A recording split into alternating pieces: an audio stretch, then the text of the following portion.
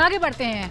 Article 370 के हटने के बाद नया कश्मीर हर रोज निखर रहा है। धरती का स्वर्ग विकास की मुख्य धारा से जुड़ गया है। ऐसे में अब मोदी का अगला टारगेट है पीओके की आजादी। पीएम मोदी की प्रतिबद्धता को विदेश मंत्री एस जयशंकर ने दोहराया तो आतंकिस्तान सदमे में आ गया। देखिए ये खास रिपोर्ट।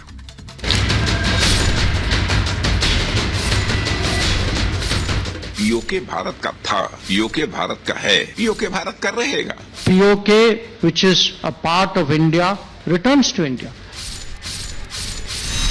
ये सिर्फ दो तस्वीरें नहीं बल्कि पीओके को लेकर भारत की प्रतिबद्धता है। ये विश्व में भारत के बढ़ते कद का सबूत है। ये नक्शे बता रहे हैं कि कश्मीर हमारा था, हमारा है और हमारा ही रहेगा।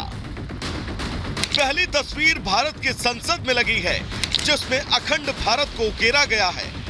वहीं दूसरी तस्वीर G20 समिट के दौरान पाकिस्तान के करीबी देश यूएई की तरफ से जारी किया गया था, जिसमें साफ साफ ये दिखाया गया था कि पीओके भारत का अभिन्न हिस्सा है। पीओके की आजादी को लेकर भारत हमेशा से गंभीर रहा है। पीओके में इस्लामाबाद के जुल्म को देखते हुए मुस्लिम देश भी पाकिस्तान का साथ छोड़ने लगे हैं। अब इन दो तस्वीरों को देखिए। पहली तस्वीर कश्मीर की है जहां अमन, विकास और विश्वास की नई सुबह है। आतंक और पत्थरबाजी की मार झेल चुका कश्मीर पिछले 10 सालों में पूरी तरह बदल चुका है। कश्मीर की नई सूरत देखकर पीओके में आजादी की मांग उठने लगी है। कंगालिस्तान के जुल्म से तंग आकर यहां का हर बाशिंदा नए भारत की ओर उम्मीद लगाए बैठा है।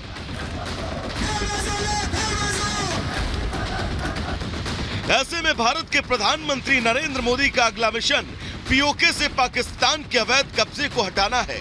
पीओके को लेकर भारत की प्रतिबद्धता का अंदाजा विदेश मंत्री एस जयशंकर के इस बयान से समझा जा सकता है।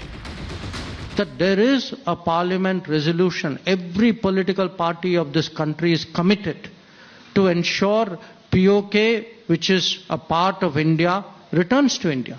This actually is our national commitment. विदेश मंत्री ने 370 का जिक्र करते हुए उस वक्त की याद दिलाई जब लोग ये मानते थे 370 हटा तो कश्मीर में अशांति होगी, लेकिन ऐसा सोचने वालों के मंसूबे धरे के धरे रह गए। कश्मीर ने विकास का नया सवेरा देखा। यहाँ के युवा मुख्य धारा से जुड़े। ऐसे में पीओके के लोगों को विदेश मंत्री के इस बयान से काफी उम्मीदें हैं।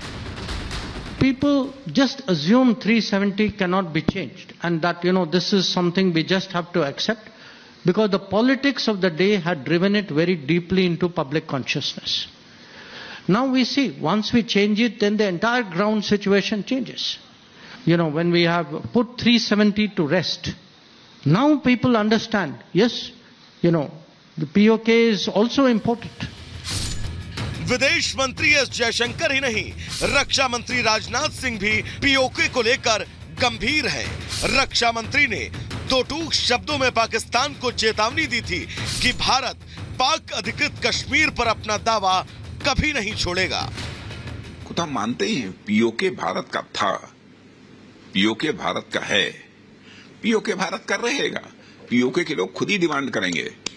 कश्मीर में जिस तरीके से डेवलपमेंट हो रहा है, जिस तरीके से अमन अमान की स्थिति जम्मू कश्मीर में पैदा हुई है और भारत जितनी तेजी के साथ आगे बढ़ रहा है, तो मुझे लगता है सारी स्थितियां जैसी बन रही हैं उसमें पीओके के लोग खुद ही कहेंगे कि हम भारत के साथ जाना चाहते हैं, हम अपने जम्मू कश्मीर के साथ जाना चाहते हैं। रक्षा मंत्री का यह दावा यूं ही नहीं है, बल्कि इस दावे के पीछे नए कश्मीर की तस्वीर है जो अनुच्छेद 370 हटने के बाद तैयार हुई। चलिए अब उन आंकड़ों पर नजर डालते हैं जिसकी वजह से कश्मीर एक बार फिर धरती का स्वर्ग बन गया। आर्टिकल 370 हटने के बाद कश्मीर में सेना पर होने वाली पत्थरबाजी पूरी तरह बंद हो गई। सरकार के मुताबिक 2018 में कश्मीर में पत्थरबाजी की 1767 घटनाएं हुई, जबकि 2023 में ऐसी एक भी घटना नहीं हुई। 2018 से 22 के बीच आतंकी गतिविधियों में 45% की कमी। 2018 में आतंकी गतिविधियों में 143 मामले सामने आए, जबकि 2022 में आंकड़ा घटकर 14 रह गया। कश्मीर में अमन कायम हुआ तो टूरिस्ट भी खिंचे चले आए। 2023 में जम्मू कश्मीर में रिकॉर्ड 2 करोड़ से ज्यादा टूरिस्ट पहुंचे। नए कश्मीर के ये नए आंकड़े ही पाक अधिकृत कश्मीर के लोगों को भारत से जोड़ रहे हैं। मोदी सरकार भी पीओके को लेकर गंभीर है। अब देखना यह होगा कि क्या पीओके के लोग गुलामी की जंजीरें तोड़कर भारत वापस आते हैं या पीएम मोदी किसी बड़ी रणनीति के तहत पाक अधिकृत कश्मीर को आजाद कराते हैं। Bureau report, Republic Bharat.